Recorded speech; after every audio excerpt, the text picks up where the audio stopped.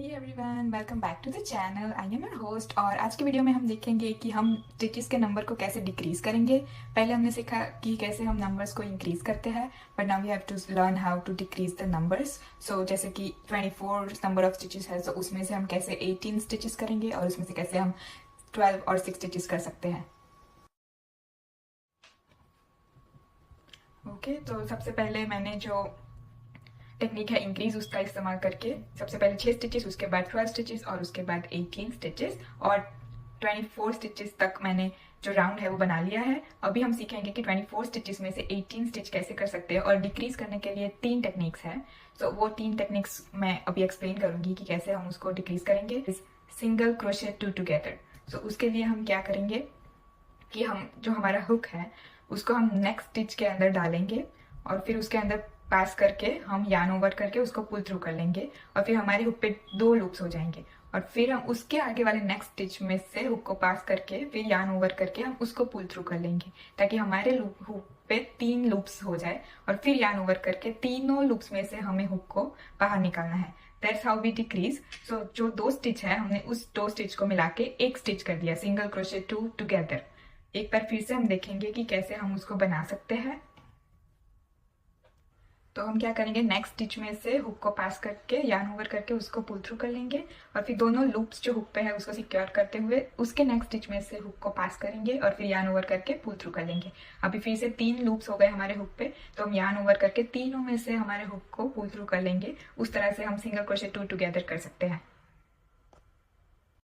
जो single crochet two together वाला decrease का टाइप है उसको हम बिगिनर फ्रेंडली स्टिच भी कह सकते हैं, जो हम शुरुआत में यूज कर सकते हैं, बट ये काफी नोटिसेबल है तो उसका इस्तेमाल हम कम करेंगे। दूसरी टेक्निक जो है उसको हम शार्प डिक्रीज कहते हैं या फिर सिर्फ डिक्रीज कहते हैं। तो उसमें क्या होता है कि वो सारे स्टिचेस को पुल टुगेदर करता है। तो जैसे कि हमें एकदम से शार्प डिक्रीज चाहिए जो पूरा नोटिसेबल हो, तो हम उस स्टिच का इस्तेमाल करेंगे। तो देखते हैं कि वो कैसे करते हैं हम। तो शार्प डिक्रीज के लिए सबसे पहले हम क्या करेंगे कि हम जो हुक है उसको नेक्स्ट स्टिच में से पास करेंगे और फिर यार्न ओवर करके पुल थ्रू कर लेंगे। अभी हमारे हुक पे 2 लूप्स हो गए हैं। अभी हम नेक्स्ट स्टिच में जाएंगे जैसे हमने सिंगल क्रोशेट टू टुगेदर में किया था कि नेक्स्ट स्टिच में जाके यार्न ओवर करके पुल थ्रू कर लेंगे। अभी 3 लूप्स हो गए हमारे हुक पे।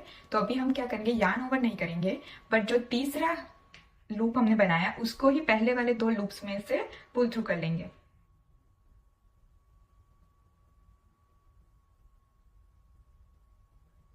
Okay, this will like pull the stitches together. So एक बार फिर से हम देखेंगे कि कैसे करना है। तो हम जो हमारा हुक है उसको नेक्स्ट स्टिच में से पास करके यार्न ओवर करके पुल थ्रू कर लेंगे और फिर दोनों लूप्स को सिक्योर करके फिर नेक्स्ट स्टिच में से पास करके उसको पुल थ्रू कर लेंगे यार्न ओवर करके। और फिर अभी जो 3 लूप्स बने उसमें से जो थर्ड लूप बना उसको हम पहले 2 लूप के अंदर से पास करेंगे। यार्न ओवर नहीं करना है हमें, जैसे सिंगल क्रोशेट टू टुगेदर में हमने किया था वैसे नहीं करना है। वही जो तीसरा लूप बना है उसी को हमें पहले वाले 2 लूप्स में से पास करके उसको पुल थ्रू कर लेना है। That's how you will do sharp decrease. और जो तीसरा टाइप है डिक्रीज का वो है invisible decrease. So most of the like जो प्रोजेक्ट्स होते हैं उसमें इनविजिबल डिक्रीज का इस्तेमाल कर सकते हैं क्योंकि वो काफी कम नोटिसेबल होता है और वही हम सीखेंगे कि कैसे वो हम करते हैं। तो इनविजिबल डिक्रीज सीखने से पहले हमें समझना होगा कि जो हमारा पिछला जो स्टिच है सिंगल क्रोशेट स्टिचेस उसमें से ऊपर जहाँ पे से हम देखते हैं वहां पे जो वी सेक्शन बनता है उसमें फ्रंट लूप कौन सा है और बैक लूप कौन सा है। तो जो जैसे कि वीडियो में है कि जो हमारी तरफ जो लूप होता है जिसका जो वी होता है उसमें से जो वी का जो साइड हमारी तरफ होता है उसको हम बोलते हैं फ्रंट लूप। जैसे कि जो वी है उसमें हमने ऐसे जो जहाँ से मैंने नीडल को पास किया है वो हमारी तरफ है, वो लूप फ्रंट लूप होगा।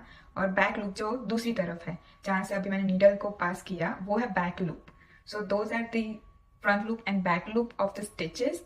और इनविजिबल डिक्रीज के लिए हम सिर्फ और सिर्फ फ्रंट लूप का इस्तेमाल करेंगे। तो वो हम नेक्स्ट 2 स्टिच के फ्रंट लूप्स का इस्तेमाल करके करेंगे। सो सबसे पहले हम जो फ्रंट लूप है नेक्स्ट स्टिच का उसमें से हुक को पास करके उसको सिक्योर करके पकड़ के रखेंगे और फिर उसके नेक्स्ट स्टिच के फ्रंट लूप में से भी उसको पास करके यार्न ओवर करके दोनों फ्रंट लूप्स के अंदर से हमें जो यार्न है उसको पुल थ्रू करना है। अभी 2 लूप्स हो गए हमारे हुक पे और फिर से यार्न ओवर करके हमें उसे वापस से पुल थ्रू कर लेना है। सो उस तरह से हम इनविजिबल डिक्रीज करेंगे। तो एक बार फिर से देखेंगे। कि हमें जो नेक्स्ट स्टिच है उसके फ्रंट लूप में से हुक को पास करना है और फिर उसको सिक्योर रखते हुए उसके नेक्स्ट स्टिच के फ्रंट लूप में से उसको पास करके दोनों यान ओवर करके दोनों लूप में से हमें यान को पुल थ्रू कर लेना है। अभी 2 लूप्स हो जाएंगे हमारे हुक पे और उसके ऊपर हमें यान ओवर करके उसको पुल थ्रू कर लेना है। मुझे ये वाला स्टिच सीखने में काफी दिक्कत हो रही थी, बट एट द एंड मैंने सक्सेसफुली उसको सीख लिया कि कैसे उसको हम इनविजिबल डिक्रीज कर सकते हैं, क्योंकि वो प्रोजेक्ट्स में काफी यूजफुल रहता है, क्योंकि वो काफी नोटिसेबल नहीं रहता है। So this is how you decrease. There are 3 techniques: single crochet, 2 together, sharp decrease और just decrease and invisible decrease. तो अगले वीडियो में हम देखेंगे कि कैसे हम increase, decrease और single crochet स्टिच का इस्तेमाल करके एक क्यूट सा प्रोजेक्ट बनाएंगे। Thank you for watching. We'll see you in the next episode. Till then, happy hooking!